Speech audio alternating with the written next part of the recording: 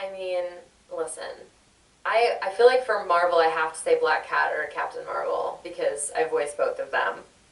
Uh, and they're also great characters.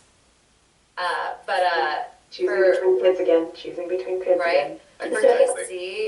DC, gosh, for DC, I think I love me some Harley Quinn or like Poison Ivy, probably. You know, yeah. Actually, Yeah. as a fan, I think Deadpool for Marvel. I That's I pretty was great. obsessed. I bought up all the Deadpool trade paperbacks when I was younger, and I broke my leg, and I'd watched all the television that there was to watch, and so I started to read the Deadpool classic from his first appearance in New Mutants, and it would just Nice. I just love him, and I love the movies too. So yeah. So good.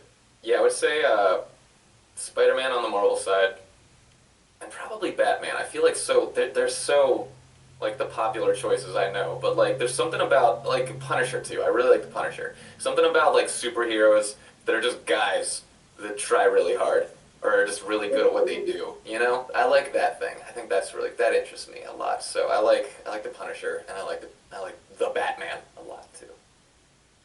Good answers, good answers then.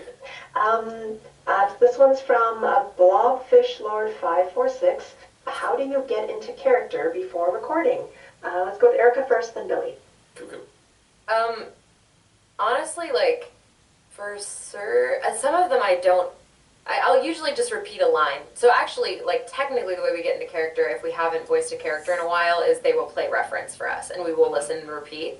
But for example, Celica, I'll always go, "May Milla protect you. May Milla protect you," because I voiced her over so many years in like different iterations, and so that's my way of getting back into character for her. For Futaba, it's usually like a "Here come the bluffs" or whatever other line she does. So yeah. For characters that don't sound like me, I'll generally have some weird touchstone line that I say to get into character. Yeah, it's like it's almost like cheating with voiceover because it's just a lot of times they'll have a reference file for you to play, and it's usually the same 4 or 5 lines, just so that the engineer can make sure, okay, our levels are good, and it gets you back into voice. So yeah, you get really good at saying like the same things. Like for like I was just doing cells at work, and it's always just like this is white blood cell U1146, and then that's every single time we just do the same lines, and then there it is, we're in character. I feel like it is again like cheating with anime, especially because everything is already set for you. Like the music is there, the animation is there. Sometimes other characters have recorded, so you get to kind of hear what mode they're in. So the only thing that's missing is your voice, and it's pretty easy to get into character when it's just like, especially like the music. The music a lot of times will just get you right in there. But yeah, we'll have a reference file that will help us get back into voice, as they say. Mhm.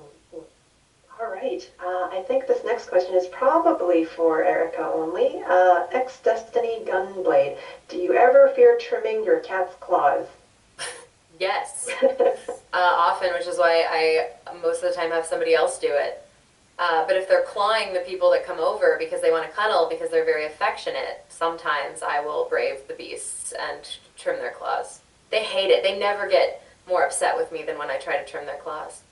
If Do anyone they get has like a tips, special please let me treat know. when you do that? No. I No? mean, I'll give them treats, the treats that I generally give them. No, but I don't have specific treats put away. Oh man, we used to do that with my dog. Every time we clip Oh. his nails, we'd give him a pig ear. I love Ooh. that thing.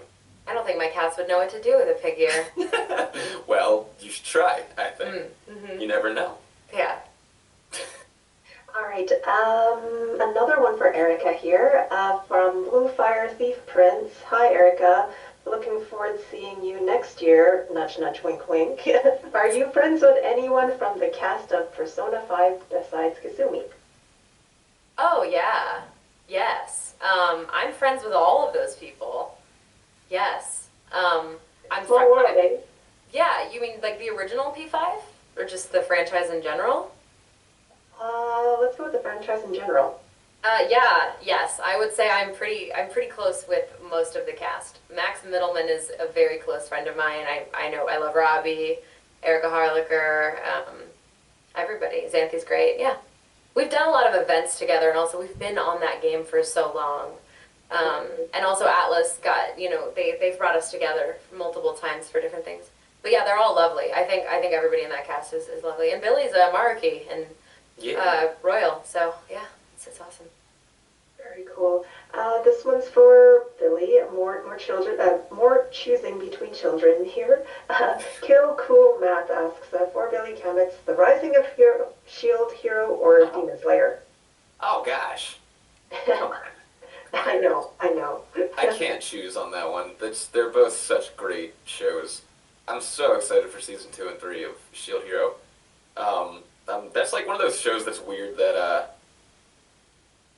it's the story is so nice to me that it's like I'm excited to go back in the booth and be like, ooh, what's gonna happen next? But I must say, if I was gonna play Rui for like the rest of my days, that would be an okay thing. Now for me, he screams a lot. He's a very loud man. And then Rui is like literally everything he says is just like right here in this level, and he never gets any louder than this. So I can show up and do that every day. I'd be a pretty happy guy. I'd be a very happy voice actor. But yeah, they're both just too hard to choose. They're both so good. Fair enough. Fair enough.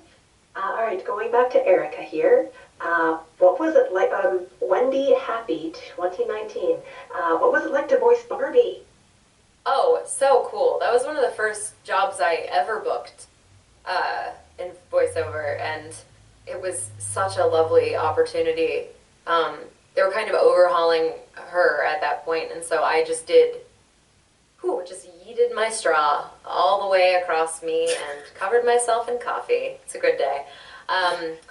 Yeah, it was so fun, and I got to work with Colette Sunderman, who's an absolutely insanely talented director.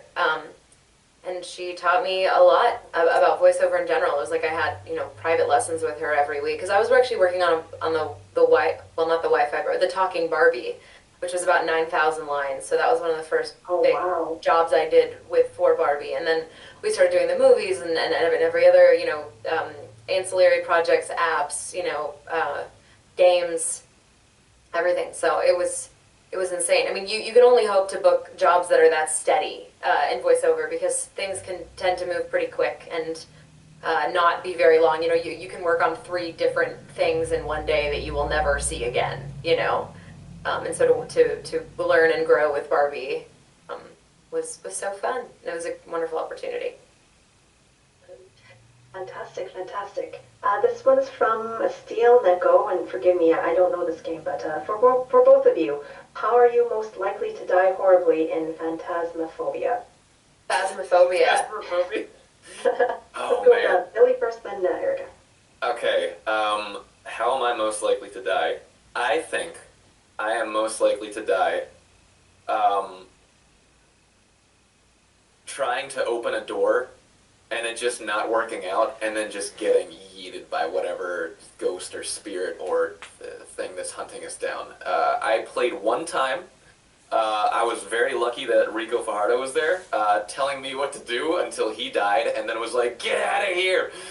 So he like sacrificed himself for me, and then I slowly just like jaunted out of this prison that we were in. I don't remember exactly, but it was a scary situation. It was really tough. I'm not good at that game. I would die because Ty Tuesday would steal the crucifix I would think I was standing on, because he's done that to me. He's memed on me so many times in that game. Yeah, he would steal the crucifix, and then I would be trying to accomplish the feat of witness a ghost event without dying, and I would again think I was standing on a cross. Ty would have stolen it under the pretense of coming up to wish me luck and give me a glow stick, which he was absolutely not doing. He was stealing my crucifix, and then the ghost would come and clap my cheeks. And rightly so. You talk a lot of smack to ghosts, in these games. So Oh, do I? I don't blame the ghosts. Uh-huh. Uh-huh. I think this might have led it a little bit into this next question. You might have answered it, but Kaya Ling asks, have you ever watched or played things that you voiced in afterward? Oh yeah, Yeah. definitely. Rarely, I but used to yes. feel really weird about it. I used to have 2 roommates, and I would be watching episodes of Shield Hero and stuff. But because it's nice to see the entire thing come together. A lot of times when you record, you just hear the things that you did, and like you're like, I know I'll never be the same. Shook my world so hard again. Wish I washed away my sins. He's a dead man walking, blank stare in his eyes. Should have given up on the ones I trust. Never should have been surprised when they shot him